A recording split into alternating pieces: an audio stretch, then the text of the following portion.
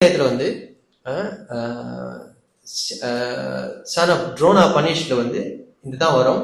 இப்போ நாரதர் கிளம்பி போனதுக்கு பிற்பாடு நம்ம வந்து பார்க்கலாம், வியாசர் வந்து ஒரு அங்க சரஸ்வதி நதிக்கரையில உட்காந்து தியானம் பண்ணும் பொழுது அவர் வந்து 3 விஷயத்தை வந்து அங்க பார்ப்பார். 4வது ஸ்லோகம் 5வது ஸ்லோகம் படிங்க பிரபு. ஏன்னா நாரதர் என்ன சொல்லிட்டு போனாருனாக்கா, கடைசியில அந்த ஒரு ஸ்லோகத்தை நம்ம பார்த்துடணும், விட்டுட்டோம் நினைக்கிறேன். இருங்க, 36வது ஸ்லோகத்துல நாரதர் என்ன சொல்றாருனாக்கா, இது நானுடைய போன அத்தியாயம் 36ல வந்து நான் என்னுடைய ஒரு சம்மரியை நான் வந்து சொல்லிட்டேன் அப்படின்னு வந்து சொல்லிட்டு, நீ என்ன எழுத வேண்டும் என்ற குறிப்பையும் வந்து அங்க சொல்லிட்டு அவர் வந்து அங்க கிளம்புறாரு. 7வது அத்தியாயம் ஆரம்பத்துல அந்த கட்டளைக்கு ஏற்ப இவர் வந்து தியானம் பண்றாரு. தியானம் பண்ணும் பொழுது அந்த சரஸ்வதி நதி கரையில என்ன பாக்குறாரு என்பது 4வது சாப்டர் 7 டெக்ஸ்ட் 4 டெக்ஸ்ட் 5 முக்கியமான ஸ்லோகங்கள் டிரான்ஸ்லேஷன். Chapter 7 text 4 text 5. இவ்வாறாக அவர் எவ்வித பௌதீக கலங்கமும் இல்லாமல் தமது மனதை பக்தி துண்டில் பக்தி யோகத்தில் முழுமையாக ஈடுபடுத்தி நிலை பெறச் செய்தார். இதனால் அவர் பூரணமான முழுமுத கடவுளையும் அவரது முழு கட்டுப்பாட்டில் உள்ள அவருடைய பகிரங்க சக்தியும் கண்டார். ஓகே, இப்ப நாரதர் வந்து அங்க தியானம் பண்ணும் பொழுது அங்க என்ன பாக்குறாரு, பகவானே பாக்குறாரு. அதோட சேர்ந்து பகிரங்க சக்தினாக்கா எக்ஸ்டர்னல் எனர்ஜி, அதையும் வந்து பாக்குறாரு. அதாவது மாயாலா கணக்குக்கு. ஓகே, 5வது ஜீவராசி ஜட இயற்கையின் முக்குணங்களுக்கும் மேற்பட்டவன் என்ற போதிலும் இந்த பகிரங்க சக்தியின் காரணத்தினால் தன்னை பௌதிகத்தின் ஒரு விளைபொருள் என்று எண்ணுகின்றான். இதனால் அவன் பௌதீக விளைவுகளில் துன்பங்களுக்கு ஆளாகின்றான். அப்போ 3 விஷயம் பாக்குறாரு இப்ப. ஓகே, முதல்ல யாரு பாக்குறாரு, கிருஷ்ணரை பாக்குறாரு. அடுத்து எக்ஸ்டர்னல் எனர்ஜி மாயாதேவி மாயா பகிரங்க சக்தியை வந்து பாக்குறாரு. அடுத்து ஜீவராசியை வந்து பாக்குறாரு. அப்போ இந்த ஜீவராசி கிருஷ்ணர் மாயா, இந்த ஜீவராசி என்பவன் வந்து தூய்மையானவன் தான், அதான் சொல்றாருங்க. ஆனா இந்த பகிரங்க சக்தியோடைய சம்பந்தத்தினால அவன் கிருஷ்ணரை மறந்துட்டான். இதான் அதனுடைய கன்க்ளூஷன்ல. அதுதான் வந்து அங்க சொல்ற மிஸ் ஐடென்டிஃபை ஹிம்செல்ஃப். அவன் வந்து தப்பா வந்து அவன் புரிஞ்சுக்கிட்டான். அப்ப புரிஞ்சவனுக்கு என்ன ஆகுது, கிருஷ்ணரை அவன் மறந்துட்டான். 6வது ஸ்லோகம்.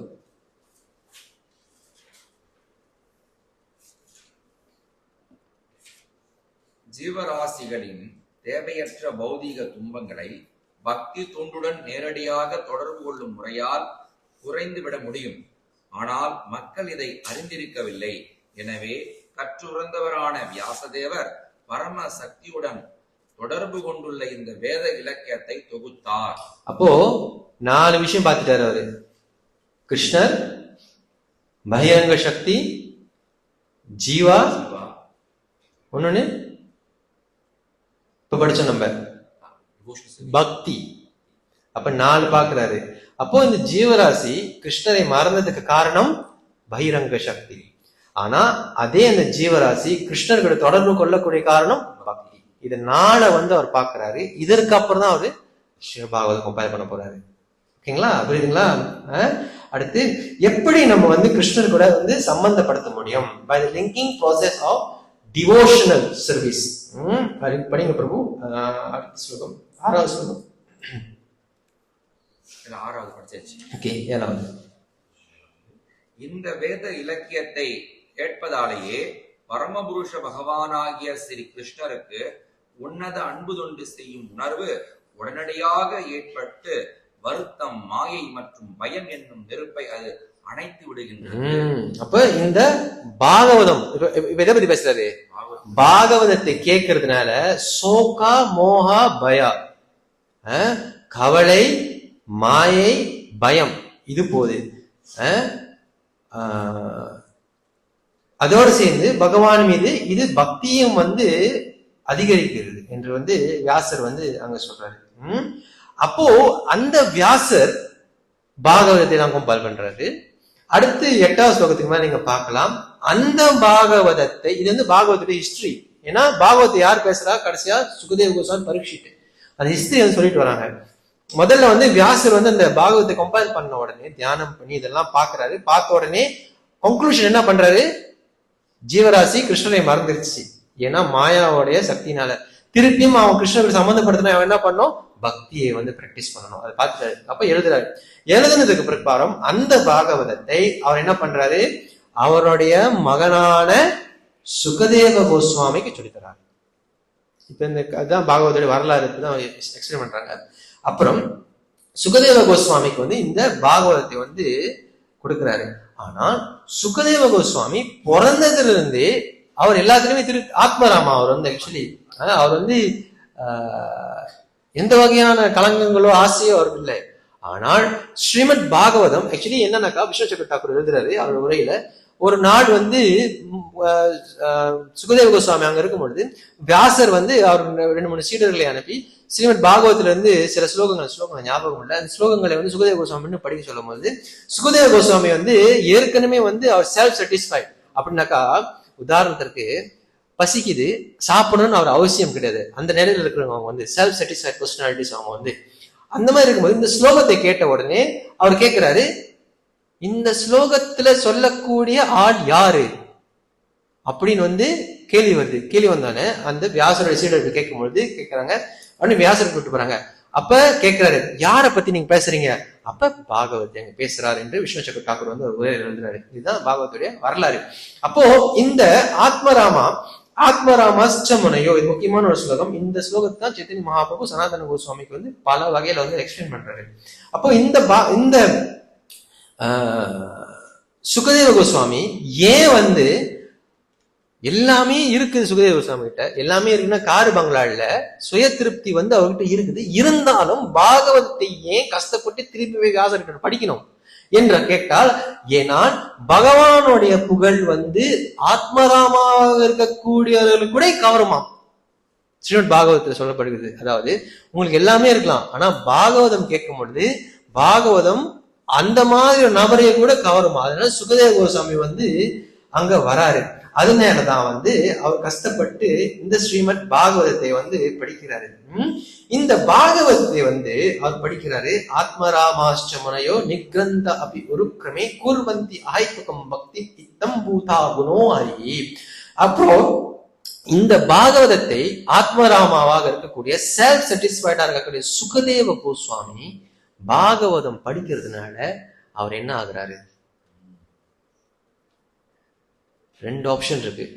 ஒண்ணு கிருஷ்ணருக்கு பிடிச்சவங்களா இருக்கலாம், இல்லைன்னா கிருஷ்ணர் பக்தருக்கு பிடிச்சவங்களா இருக்கலாம். எது உசத்தி? அடுத்து சொல்றாரு 11வது ஸ்லோகத்துல ஹரே குணா க்ஷிப்தம். இது முக்கியமான ஸ்லோகம். இது வந்து டிரான்ஸ்லேஷன். இப்படியாக வியாசதேவரின் புதல்வரும் தெய்வீக சக்தி பெற்றவரும் பகவத் பக்தர்களுக்கு பிரியமான. அப்ப அந்த பாகவதத்தை கஷ்டப்பட்டு படிச்சதுனால அவர் என்ன ஆகுறாரு? விஷ்ணு ஜனப்பிரியா, பகவான பக்தர்கள் மத்தியில அவர் வந்து ரொம்ப பிரியமானவராக ஆகிறார். இதுதான் பாகவதத்துடைய முக்கியமான ஒரு தன்மை. அதாவது நம்ம எல்லாரும் சண்டை போட்டுக்கிட்டோம் வச்சுக்கோங்க. ஒரு காலத்துல ஸ்ரீமத் பாகவதத்தை நம்ம உட்கார்ந்து எல்லாம் ஒன்னா கேட்டோம்னாக்கா பாகவதை நடுவில் வச்சு அதெல்லாம் நம்ம மறந்து போயிடும். இதுதான் வந்து இந்த ஸ்லோகத்துல வந்து சொல்லக்கூடியது. நம்ம எப்படிடா வந்து நல்ல இந்த வைஷ்ணவ கல்ச்சர் நம்ம பக்தர்களை நல்ல எப்படி உறவை நம்ம வளர்க்கறதுனாக்கா ஸ்ரீமத் பாகவதம் எல்லாரும் ஒன்னா வந்து கேட்கறதுனால என்பது வந்து இங்க பார்க்கலாம். இதம் பூதாகனோ ஹரி, பகவானுடைய கல்யாண குணங்கள் வந்து அவ்வளவு இனிமையாக இருக்கிறது. ஹரேர் குணா குஷித்த மதே, அந்த அழகான கல்யாண குணங்கள்ல ஒருத்தர் மனசு வந்து அப்படியே ஆள இறங்கிருமா. நித்தியம் விஷ்ணு ஜனப்பிரியா, அந்த மாதிரியான இருக்கக்கூடியவர்கள் வந்து பக்தர்களுக்கு வந்து ரொம்ப பிடித்தமானவர்களாக ஆக்கிறார்கள். அப்போ அந்த மாதிரி பகவானுடைய குணத்துல மூழ்கி இறங்கும் பொழுது அவன் முதல்ல என்ன உணர்றான்? பகவானை விட பகவானுடைய பக்தர்கள் தான் முக்கியம் உணர்றான். அப்ப அவன் என்ன பண்றான்? எப்படி அவன் விஷ்ணு ஜனப்பிரியாவா ஆகுறானோ இவனும் மற்றவர்கள் என்ன பாக்குறான்? ரொம்ப சிநேகத்தோட பாக்குறான். இதுதான் பாகவதத்துடைய தாத்பரியம். அப்போ நம்ம இந்த பாகவதத்தை கேட்கறதுனால நீங்க வந்து டிவோட்டிக்கு பிடிச்சிங்களா ஆகுறீங்க. ஆனா இந்த பாகவதத்தை படிச்சு புரிஞ்சுக்கிட்டதுனால கன்க்ளூஷன் என்ன வருது? பாகவதோட கன்க்ளூஷன் என்னது? பகவானுக்கு பிடித்தவர்கள் யாரு? பக்தர்கள். அப்ப அவன் என்ன பண்றான்? எல்லா பக்தரையும் பார்த்து என்ன பண்றான்? ஹரே கிருஷ்ணா பிரபு, அடியேன் தாசன்றான். இது வந்து அப்கோர்ஸ் ஆச்சாரிய அவ்வளவு அழகா விளக்கி இருக்கிறாங்க. நம்ம என்ன சொல்றதுன்னு நமக்கு தெரியல. அமேசிங். எனிவே இதுதான் வந்து வியாசர். இப்ப வியாசர் வந்து அந்த கதைகள்லாம் முடிஞ்சு பாகவதம் எழுதிட்டாரு. பாகவத சுகதேவ கோஸ்வாமி சொல்லி கொடுத்துட்டாரு. வியாசரோட கதை ஒரு நிறைவுக்கு வருது இந்த செக்ஷன்ல. இப்ப வந்து இவன் கதை வருது. யாரோட கதை? அஸ்வத்தாமனுடைய கதை வந்து இங்க வருது. அப்ப ஒரு நாள் வந்து அஸ்வத்தாமன் என்ன பண்றான், அங்க அந்த திரௌபதியோடைய 5 பிள்ளைங்களை தூங்கிட்டு இருக்கும்போது போய் சாவடிச்சிடறான். இந்த பிள்ளை செத்து போனவன திரௌபதி என்ன பண்றாங்க, கத்திக்கிட்டு கதறிக்கிட்டு உடனடியா வந்து ஓடி வராங்க கணவர்கிட்ட. அர்ஜுனர்கிட்ட வந்து சொல்றாங்க, இந்த மாதிரி நடந்துச்சுன்னா அர்ஜுனன் உடனே சாப்பாடுக்கிறாரு, நான் நிச்சயமா அஸ்வத்தாமனை வந்து முடிச்சிருவேன் அப்படின்னு சொன்ன உடனே போய் அஸ்வத்தாமனை வந்து பிடிக்க வந்து போறாரு. யாரு? அர்ஜுனன். அர்ஜுனன் வர வேகத்தை பார்த்து அஸ்வத்தாமனுக்கு பயம். அந்த பயத்துல அவன் என்ன பண்றான்? பிரம்மாஸ்திரத்தை விடுறான். யார் மீது? அர்ஜுனன் மீது. முதல்ல அந்த பிரம்மாஸ்திரத்தை விடும் பொழுது என்ன பிரச்சனைனா, அஸ்வத்தாமனுக்கு பிரம்மாஸ்திரத்தை திருப்பி இழுக்க தெரியாது, அவனுக்கு ரிலீஸ் பண்ண தெரியும். அப்போ அர்ஜுனன் என்ன பண்றாரு, இப்ப ரெண்டு, ஒருத்தன் வந்து அசுர குணத்துல இருக்கக்கூடியவன், ஒருத்தன் பக்தராக இருக்கக்கூடியவன். அஸ்வத்தாமன் ஒரு பயம் வரும்பொழுது என்ன பண்றான், அவன் கையில இருக்கக்கூடிய ஆயுதத்தை தெரியலனாலும் பயன்படுத்துறான். தெரியல ஆனா பயன்படுத்துறான். இப்போ பிரம்மாஸ்திரத்தை விட்ட உடனே அர்ஜுனனுக்கு என்ன செய்யறதுன்னு தெரியல.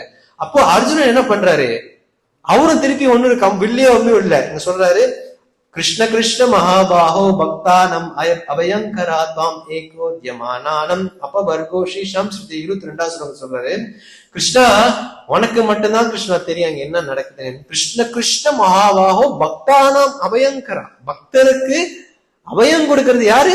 நீதான். புகழ் உனக்கு கிருஷ்ணா என்று வந்து சொல்றாரு. அப்போ இதுதான் வந்து ஸ்ரீமத் பாகவத்துல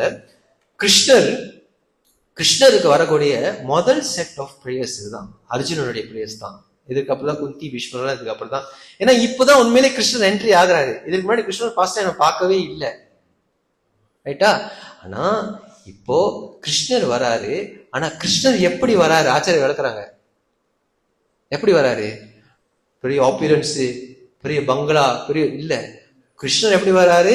பார்த்தனுக்கு சாரதியா வராரு. இன்ட்ரோடக்ஷன் பாருங்க. ஒரு படம் பாக்குறீங்களாக்கா, ஹீரோ எப்பவுமே வரும்போது எப்படி வருவான்? பெரிய மியூசிக் எல்லாம் போட்டுக்கிட்டு அப்படியே என்ட்ரி பண்ணும்போது எல்லாரும் அப்படியே கண்ணை கூட மூடாம பார்ப்பாங்க. ஆனா அங்க கிருஷ்ணர் எப்படி வராரு? ஒரு தேரோட்டியா வந்து வராரு. பக்தருக்கு சேவை பண்றதோடைய மகத்துவத்தை கிருஷ்ணர் இங்கே வரும்போதே காமிச்சிட்டு வராரு பாகவதத்துல. புரியுதுங்களா? அதாவது அர்ஜுனுக்கு சர்வீஸ் பண்றத அவ்வளவு பெருமையா ஹீரோ. ஸ்ரீமத் பாகவத் ஹீரோவே கிருஷ்ணன், உண்மையிலே ஹீரோ அவர் தான். ஆனா அவரு வர்ற காட்சியை பார்த்தா தேரோட்டியா வர்றாரு. அந்த காட்சி தான் பீஷ்மர் சொல்றாரு, எனக்கு அந்த காட்சி தான் வேணும்னு கேட்கிறாரு அடுத்த 9வது அத்தியாயத்துல. அப்ப பகவான் என்பவர் வந்து கருணையின் கடல். ஏன் பிரபு என் கருணை கிடைக்கல? பானை ஓட்டையாக இருக்கிறது, அவ்வளவுதான் பதில். ஓகே, அடுத்து இதெல்லாம் அர்ஜுனனுடைய பிரேயர்ஸ். நிறைய பிரேயர்ஸ் இருக்கு, மணியாச்சு, நம்ம ஸ்கிப் பண்ணிடலாம். இந்த மாதிரிலாம் அர்ஜுனன் பிரேயர்ஸ் பண்ணன உடனே கிருஷ்ணர் வந்து சொல்றாரு, நீ ஒரு பிரம்மாஸ்திரத்தை விடு, அந்த பிரம்மாஸ்திரத்தை நீ வந்து கவுண்டர் ஆக்ட் பண்ணு. அந்த மாதிரி கவுண்டர் ஆக்ட் பண்ணும்போது ஒரே பெரிய சூடு வந்து அங்க வருது. இதெல்லாம் வந்து பிரபுபாதர் அந்த பிற்பாட்டில் வந்து விளக்குறாரு. இப்ப நியூக்ளியர் வெப்பன்னா அதெல்லாம் அப்பயே நடந்திருக்கு வந்து பிரபுபாதர் பிற்பாட்டில் வந்து சொல்லுவாரு. இந்த மாதிரி நடந்த உடனடியாக அஸ்வத்தாமனை வந்து அவர்கள் கைதி பண்ணி அங்க வந்து கூட்டிட்டு போறாங்க. இப்ப அஸ்வத்தாமனை கைதி பண்ணி கூட்டிட்டு போனோன்னு அவங்களுக்குள்ள வந்து ஒரு பேச்சுவார்த்தை நடக்குது. ஓகே, இப்ப நம்ம என்ன பண்ணலாம்? அஸ்வத்தாமனை சாகடிக்கணும், அஸ்வத்தாமனை சாகக்கூடிய கூடாது. அப்ப கிருஷ்ணர் என்ன சொல்றாரு, நீ அஸ்வத்தாமனை சாவடிக்கணும். ஏன்னா அவன் வந்து நல்லவன் இல்ல, அவன் வந்து தூங்குறவனை சாவடிச்சிருக்கான், அவன் வந்து போரோட விதியே மீறி இருக்கான். அதெல்லாம் பல காரணங்களை வந்து கிருஷ்ணர் சொல்றாரு. ஆனா கிருஷ்ண பக்தர் எப்படி இருக்காங்க என்பது அந்த நிலையை திரௌபதி வந்து காமிப்பாங்க. அப்ப ரைட்டா? இப்போ உதாரணத்திற்கு என்னுடைய பையனை ஒருத்தர் சாவடிச்சிட்டாருனாக்கா நான் என்ன பண்ணுவேன்? அப்கோர்ஸ் எனக்கு அந்த அளவுக்கு சக்திலாம் இல்லை ஒருத்தர் சண்டை போடுறதுக்கு. அவன் என்ன அடிச்சு தம்சம் பண்ணிடுவான். ஓகே, எனக்கு என்கிட்ட எல்லாமே சக்திலாம் இருந்து நான் என்ன பண்ணேன், நான் போய் திருப்பி அவனை அடிக்கிறதுக்கு தான் பார்ப்பேன். இப்போ திரௌபதி 5 பிள்ளைங்க இழந்திருக்கிறாங்க. அர்ஜுனன் புடிச்சிட்டு வந்துட்டாரு. இப்ப பார்க்க போனா திரௌபதி என்ன சொல்லணும், முடிச்சிருங்க, இதுக்கு மேல இவங்க இருக்க கூடாது அப்படின்னு வந்து திரௌபதி சொன்னா, திரௌபதி சொல்றாங்க நிப்பாட்டுங்க, நீங்க அவனை சாகடிக்க கூடாது. ஏன்னா அவன் ஒரு பிராமணன், அவன் குருவுடைய மகன், அவங்க அம்மா கிருப்பி இவனும் உயிரோட இருக்கிறாங்க. நீங்க வந்து இவர்களுக்கு துன்பத்தை கொடுக்கறது நல்லது இல்ல. துரோணருடைய மனைவியை அழு வைக்காதீங்க, அது பெரிய பிராமண தோஷமாக ஆகும். இது வந்து நம்மளுடைய அரச பரம்பரையே துவம்சம் பண்ணிடும்னு எவ்வளவு நிதானமா திரௌபதி அர்ஜுனனுக்கு உபதேசம் பண்றாங்க நீங்க பாருங்க. ஏன்னா திரௌபதி யாரு, பகவான் கிருஷ்ணருடைய சிறந்த பக்தர். இதுதான் டிவோட்டியோடைய குவாலிட்டி. விஷ்ணு ஜனப்பிரியா. அவங்க என்ன பண்றாங்க, மற்ற சகாக்களை எல்லாம் சமமா பாக்குறாங்க. அதனால துரோணருக்கு இந்த தண்டனை, துரோணனுடைய மகனான அஸ்வத்தாமனுக்கு இந்த தண்டனை வேணான்னு வந்து சொல்றாங்க. இதுதான் வந்து 7வது அத்தியாயம். 7வது அத்தியாயம் ஆரம்பத்துல வியாசர் வந்து என்ன பாக்குறாரு, பக்தி, பகவான், ஜீவராசி, மாயா சக்தியை பாக்குறாரு. இந்த மாயா சக்தியோடைய தொடர்புனால இந்த ஜீவராசி கிருஷ்ணரை மறந்துட்டான். இது திருப்பி ஞாபகப்படுத்துறதுக்காக அவன் வந்து பக்தியை பயிற்சி பண்ண வேண்டும். அந்த பக்தி எங்க இருக்கு, ஸ்ரீமத் பாகவதம் தான் அதுன்னு சொல்லி அந்த ஸ்ரீமத் பாகவதத்தை சுகதேவ கோஸ்வாமி கிட்ட வந்து சொல்லி கொடுக்கிறாரு. இது வந்து பாகவதோட வரலாறு. அடுத்து பரீட்சித்துடைய வரவுக்கு வரும் பொழுது இங்க வந்து கதை எப்படி போகுதுனாக்கா, அஸ்வத்தாமன் என்ன பண்றான், அங்கே ஒரு நாள் வந்து குழந்தை தூங்கிட்டு இருக்கும்போது சாகடிச்சிடறான். அப்ப வந்து அர்ஜுனன் வந்து பிடிச்சி அவரை எடுத்து வந்துடுறாரு. எடுத்துட்டு வந்த உடனே அங்க எல்லாம் அவங்க பேசிக்கிறாங்க. திரௌபதி சொல்றாங்க, சாகடிக்காதீங்க, அவனை நீங்க ஸ்பேர் பண்ணுங்க அப்படின்னு வந்து திரௌபதி வந்து அங்க சொல்றாங்க. ஓகே, இன்னும் 1 more சாப்டர் நம்ம இதோட அப்புறம் நைட் கண்டினியூ பண்ணிக்கலாம். 8 சாப்டரோட முடிச்சுக்கலாம். மணி 11 ஆச்சு, அதுக்கு டைம் பார்த்தேன். ஓகே, எனிவே இது வந்து ரொம்ப அருமையான ஒரு சாப்டர். கிருஷ்ணர் வந்து அந்த குழந்தைகளை காப்பாத்திட்டு உத்தரையுடைய கர்வத்தை பரிசுத்தை காப்பாத்துவாரு. கிருஷ்ணன் வந்து திருப்பியும் வந்து துவாரகை கிளம்புறது, ஹஸ்தினாவுட்டு கிளம்புறதுக்கு அவர் வந்து ஒரு பிரயத்தனப்படுற கதை குந்தியோடைய பிரேயஸ். இதுதான் வந்து ரொம்ப முக்கியமான அருமையான ஒரு சாப்டர் இது வந்து. சோ இங்க நீங்க பார்க்கலாம், கிருஷ்ணர் முதல் 4 ஸ்லோகத்துல என்ன பண்றாருனாக்கா, பெசிஃபைனாக்கா அவர்களை வந்து சமாதானப்படுத்துறாரு. ஆக்சுவலி போன அத்தியாயம் இறுதியில என்ன ஆகுனாக்கா, அஸ்வத்தாமனை சாகடிக்காமல் அவன் அவனுடைய அந்த மணியை எடுத்து அவனை வந்து அவமானப்படுத்திட்டு வந்து அங்க விட்டுருவாங்க. அதற்கப்புறம் அந்த இறந்தவர்களுக்கு கடைசி காரியம் செய்யறதுக்காக இவங்க வந்து புனித யாத்திரைக்கு போறாங்க. அப்போ கிருஷ்ணர் இதெல்லாம் முடிச்சுட்டு திருப்பியும் ஹஸ்தினாபுரத்தை விட்டு துவாரகைக்கு கிளம்பும் பொழுது அங்க திடீர் என்று ஒரு குரல். இது வந்து 9வது ஸ்லோகம், 8வது அத்தியாயம் தானே, 8, 9.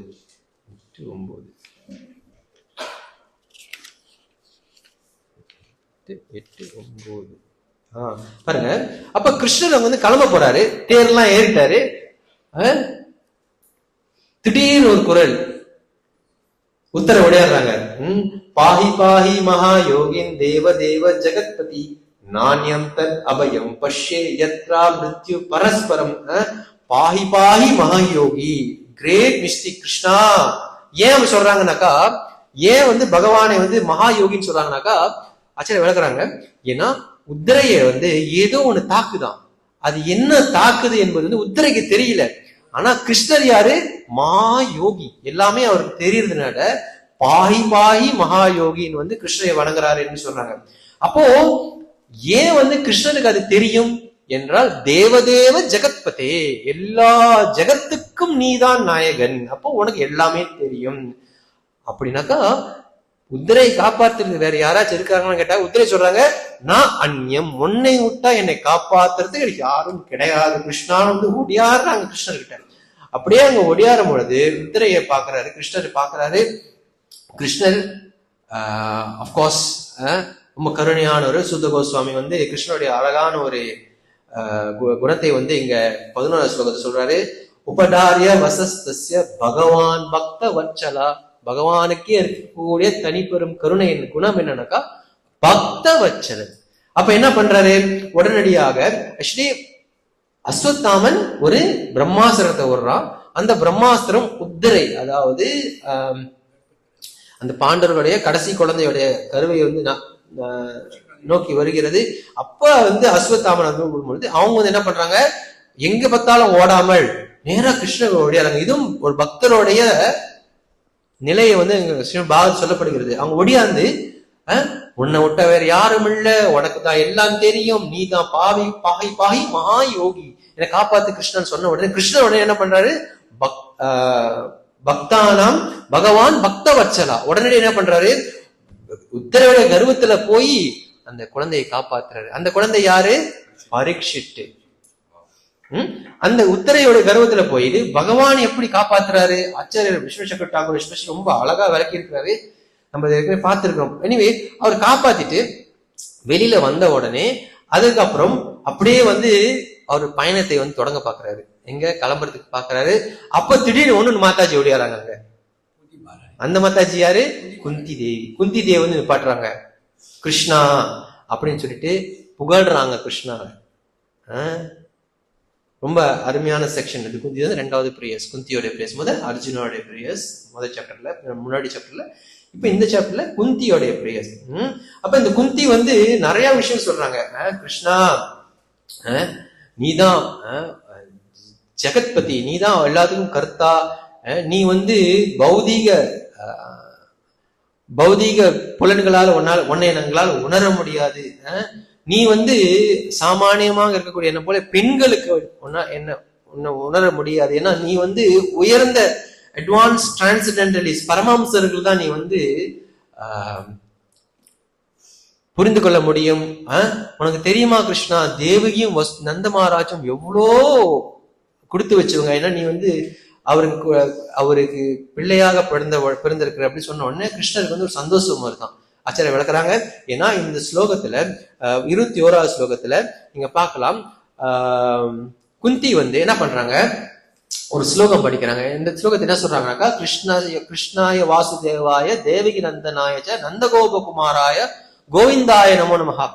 குந்தி என்ன பண்றாங்க, நேரடியா கிருஷ்ணரை புகழாம எப்படி புகழ்றாங்க, அவருடைய பக்தர் மூலியமா புகழ்றாங்க. முதல்ல சொல்றாங்க கிருஷ்ணாய வாசுதேவாய தேவகி நந்தனாயச்ச நந்தகோப குமாராய கோவிந்தாய் பசுக்களுக்கு. இப்ப பக்தர்களை சம்பந்தப்படுத்தியே கிருஷ்ணரை புகழ்றதுனால கிருஷ்ணருக்கு ஒரு பகல் திருப்தி வருதா குந்தியை பார்த்து. இதுதான் வந்து ஆச்சாரியர்கள் வளர்க்குறாங்க. அந்த மாதிரி வந்த உடனே கிருஷ்ணனுடைய அந்த அழகான முகத்தை பார்த்த உடனே குந்தி 22வது ஸ்லோகத்தை படிக்கிறாங்க. நம பங்கஜநாபாய நம பங்கஜமாலினே நம பங்கஜநேத்ராய நமஸ்தேஸ்து பங்கஜாங்கிரே. கிருஷ்ணனுடைய உடலே வந்து ஒரு தாமரையை போல அழகாக இருக்கிறது என்று சொல்றாங்க. கிருஷ்ணா, இது வரைக்கும் நீ என் குடும்பத்துக்கு பண்ணதுக்கு கணக்கே இல்லை. அப்ப நம்ம வந்து சமயத்துல கிருஷ்ணன் போய் சொல்லிடுவோம், என்ன கிருஷ்ணா உனக்கு கண்ணே இல்லை அப்படிதான் சொல்லணும் நம்ம. ஆனா குந்தி போய் சொல்றாங்க, இது வரைக்கும் நீ செஞ்சதுக்கு கணக்கே இல்லைன்னு சொல்றாங்க. அப்ப அப்படி சொல்லிட்டு அவங்க வந்து வரிசைப்படுத்துறாங்க. என்ன சொல்றாங்க, விஷம் வரைக்கும் போது நீ எங்களை காப்பாத்துற, அப்புறம் அசுரர்கிட்ட இருந்து என்னை காப்பாத்துற, அப்புறம் அசத் சாபியா அங்க மோசமான அந்த சபையில திரௌபதிக்கு பானபங்கத்தை நீ வந்து காப்பாத்துற, காற்று இருக்கும் போது நீ காப்பாத்துற, கடைசியா அஸ்வத்தாமனுடைய அந்த ஆயுதத்திலையும் நின்று காப்பாத்துற. அதனால கிருஷ்ணா உனக்கு எப்படி நான் வந்து நன்றி சொல்றதுனே வந்து தெரியல. ஆனா கிருஷ்ணா உனக்கு ஒண்ணு தெரியுமா கிருஷ்ணா, இந்த கஷ்டங்கள்லாம் எனக்கு கொடுத்துக்கிட்டே இரு கிருஷ்ணா. குந்தி இப்பதான் சொல்றாங்க. எப்ப சொல்றாங்க, இது வரைக்கும் நீ பண்ணதுக்கு வந்து எப்படி வந்து நன்றி கைமாறு செய்ய போறேன்னு தெரியலன்னு சொல்லிட்டு என்ன சொல்றாங்க, திருப்பி நம்ம சும்மா சொல்றோம் தெரியுமா, கிளாஸ்ல சொல்லுவோமே பெரும்பாலும் குந்தி பிரேஸ் தெரியுமா, எப்ப பார்த்தாலும் கஷ்டம் கேட்கறாங்கன்னா குந்தி சொல்றாங்க, முதல்ல அக்னாலேஜ் பண்றாங்க கிருஷ்ணர் இது வரைக்கும் பண்ணன அந்த கிராட்டிடியூட் முதல்ல அட்ரஸ் பண்றாங்க. இது வரைக்கும் நீ பண்ணதுக்கு நோயே சொல்ல முடியல, ஆனா கிருஷ்ணா திருப்பி திருப்பி எனக்கு சிரமத்தை கொடு கிருஷ்ணா. ஏன், காப்பாத்துறதுக்காக இல்ல, அப்பதான் நான் உன்னை நினைப்பேன் என்ற அந்த தோரணைக்காக வந்து குந்தி அங்க பிரார்த்தனை பண்றாங்க. இதெல்லாம் ஆச்சாரியர்கள் வந்து அழகா வந்து சொல்லிக்கிட்டே வராங்க. அப்போ இந்த மாதிரி வந்து குந்தி வந்து பார்க்கும் பொழுது அங்க வந்து அந்த ஸ்லோகத்தை சொல்லுகிறாரு, கிருஷ்ணர் வந்து அகிஞ்சன்ன வித்தாய நிவிருத்த குணா. கிருஷ்ணர் யாரு கூட தொடர்பு கொள்றா என்றால் அகிஞ்சன பக்தர்கள். 27 ஸ்லோகம் ப்ரோ படிங்க, 8வது அத்தியாயம்.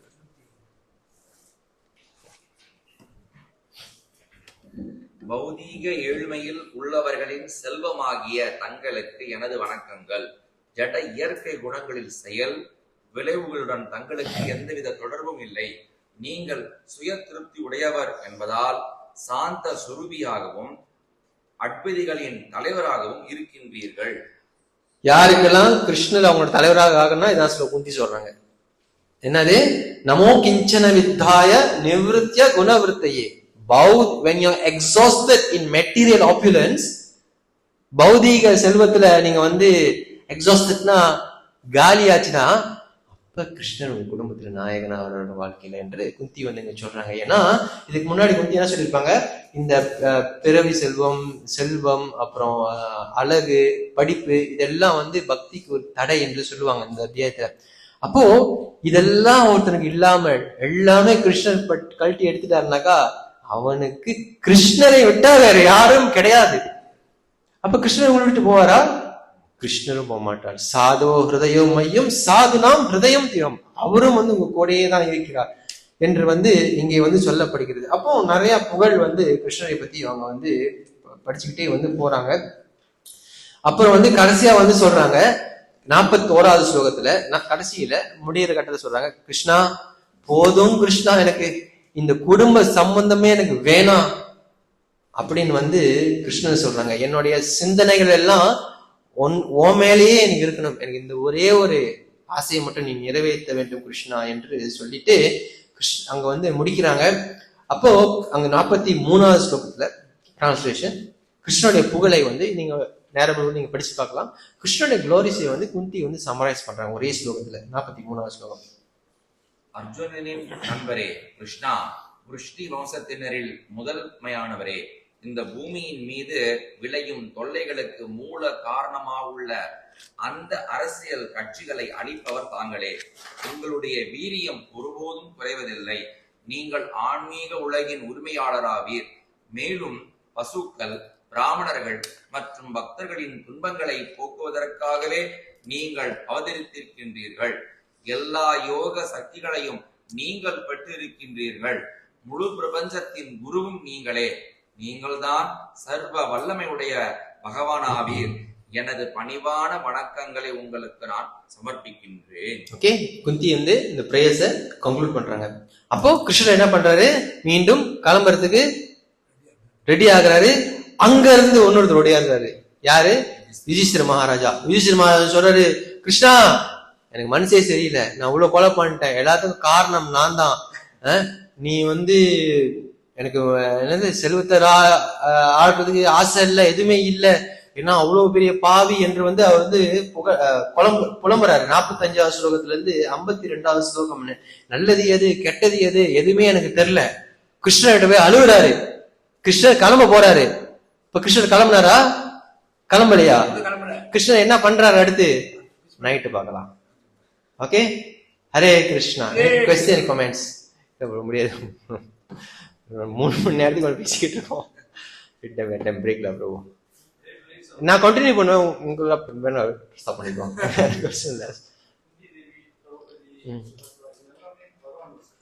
ஆமா, ப்ரோபா சொல்றாரு குந்தி தேவி என்பது வந்து பிளஷர் பொட்டன்சி ஆஃப் லார்ட் சொல்றாரு. ப்ரோபா சொல்றாரு ப்ரோபோட்ல இருக்கு. ரொம்ப நேரம் ஆச்சு, 3 மணி நேரத்துல ஓடி. ஓகே, எனக்கு கொஸ்டின்ஸ் எடுக்கலாம், கொஸ்டின் கமெண்ட் எடுக்கலாம், கிளாஸ் முடிச்சுக்கலாம். ஏன்னா அடுத்து வந்து பீஷ்மருடைய பிரேயர்ஸ், அது இன்னும் டஃபா இருக்கும். ஓகே, நோ கொஸ்டின்ஸா? ஓகே ப்ரோ, ஸ்டாப் பண்ணிக்குமா? ஓகே, ரொம்ப நன்றி. ரொம்ப லேட் ஆச்சு, 10:30 மணின்னு சொல்லி 11:30 மணி ஆகிட்டோம். எல்லாம் சகஜம் தான். கிரந்தரா ஸ்ரீமத் பாகவதம் கி, ஸ்ரீலா பிரபுபாத கி, கௌரவ பிரேமானந்தி. சாயங்காலம் 6:30 மணிக்கு ஷாப் வந்துருங்க.